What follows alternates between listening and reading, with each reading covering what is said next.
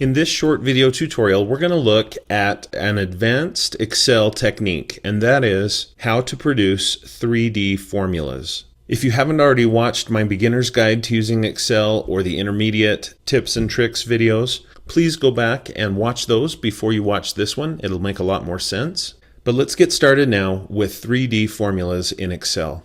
In my previous two videos in this series, I created an inventory of the movies that I own. And to be honest, this is hypothetical. And I put in the titles, I put in the date purchased and the value.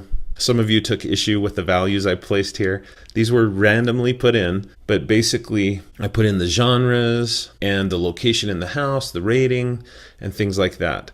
Now in those previous tutorials, I also put in the grand total value of all the DVDs, and it was calculated and placed here. In this tutorial, I've changed the arrangement of this spreadsheet, and I've moved the total here to the upper right, and you can probably guess why.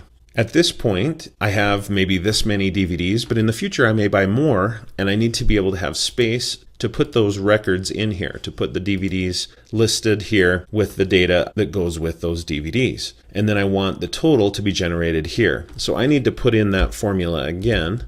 So I'll just type in equals sum, left parenthesis, and then I just go up here and select what I want to be added. Now, of course, eventually I'll have more DVDs than this, so I'm just going to go ahead and change that to D, let's say 2000.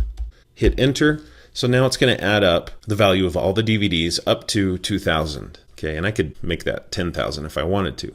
But there's the total value of the DVDs that I have listed in the spreadsheet here. Another change that I've made in this workbook is I've created a second sheet. You can see here in the lower left corner, you can simply just click add to add a new sheet. Well, I've done that, and on the second sheet, I created a very similar spreadsheet. You can see it's arranged very similarly, but this one is my music inventory. And I've listed here some actual CDs that I do own in this case. I collect amazing music from a genre that I love called synth pop. And this includes classic synth pop like Depeche Mode, Alphaville, OMD, groups like that, as well as modern synth pop, including some underground synth pop like Bloom, Code 64, B Machine. This is amazing stuff that very few people have heard about, but incredibly good music if you like classic synth pop or new wave. And I also collect new wave CDs. So this is a partial list of real music that I do own. The date I purchased it, the rating I give for it, the current value of these items based on what collectors are willing to pay for them, and where they're stored. Now, because I followed the same pattern as